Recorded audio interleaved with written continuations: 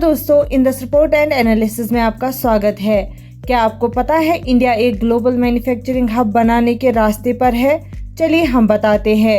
एक रिपोर्ट के अनुसार जो ग्लोबल फाइनेंशियल सर्विस फर्म लैज़ार्ट ने की है, इंडिया अपनी तेजी से बढ़ते आर्थिक विकास और स्ट्रेटेजिक इनिशिएटिव्स के कारण एक ग्लोबल मैन्युफैक्चरिंग सेंटर बनाने की ओर आगे बढ़ रहा है। Report outlook on emerging markets में इंडिया की स्ट्रॉन्ग डेमोग्राफिक एडवांटेज को हाईलाइट किया गया है, जो ये अनुमान लगाती है कि उसके यूथ और बढ़ते हुए वर्कफोर्स के कारण 2060 तक काफी ग्रोथ होगी। लगभग 80% पॉपुलेशन 50 साल के कम उम्र के हैं और एक बढ़ती हुई मिडिल क्लास जो रियल वेज ग्रोथ एक्सपीरियंस कर रही है। इससे इंडिया एक बड़ा डेमोग्राफिक डिविडेंड हासिल करने के लिए तैयार है। रिपोर्ट्स ने पीएम मोदी सरकार के पहले 2 टर्म्स को क्रेडिट दिया है, जिसने सफलतापूर्वक इंडिया की मैक्रो इकोनॉमी को स्टेबलाइज किया, मिलियन लोगों को डिजिटल इकोनॉमी में शामिल किया और टैक्स और दूसरे सुधारों को लागू किया। रिपोर्ट्स में बताया गया कि पीएम मोदी के प्लान के मुताबिक इंडिया को 2047 तक डेवलप्ड देश बनाने का मकसद उनकी तीसरी टर्म में भी सेंट्रल गोल रहेगा। पर रिपोर्ट्स में ये भी संकेत दिया गया है कि एजुकेशन और एग्रीकल्चर सेक्टर्स में कुछ चैलेंज है।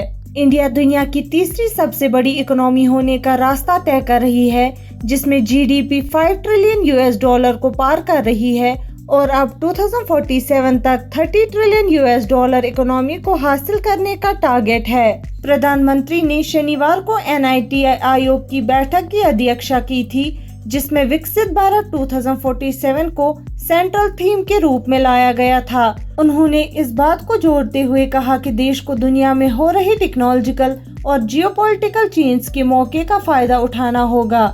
गवर्निंग काउंसिल की बैठक में विकसित भारत 2047 के विजन डॉक्यूमेंट के लिए अप्रोच पेपर पर भी चर्चा की गई। इस मीटिंग में गवर्नमेंट इंटरवेंशन की डिलीवरी मैकेनिज्म को मजबूत करके गांव और शहरी लोगों के जीवन की क्वालिटी को बेहतर बनाने पर भी डिस्कशन किया गया। इसके अलावा प्रधानमंत्री ने कहा कि यूनियन बजट 2024-25 विकसित भारत गोल के लिए इंडिया को दुनिया की तीसरी सबसे बड़ी इकोनॉमी बनाने का एक कैटलिस्ट होगा। बजट ने मैन्युफैक्चरिंग सेक्टर को एक बूस्टर शॉट दिया है, खास रूप से micro, small and medium enterprises यानी MSMEs को। आज के वीडियो में बस इतना ही। मिलते हैं अगले वीडियो।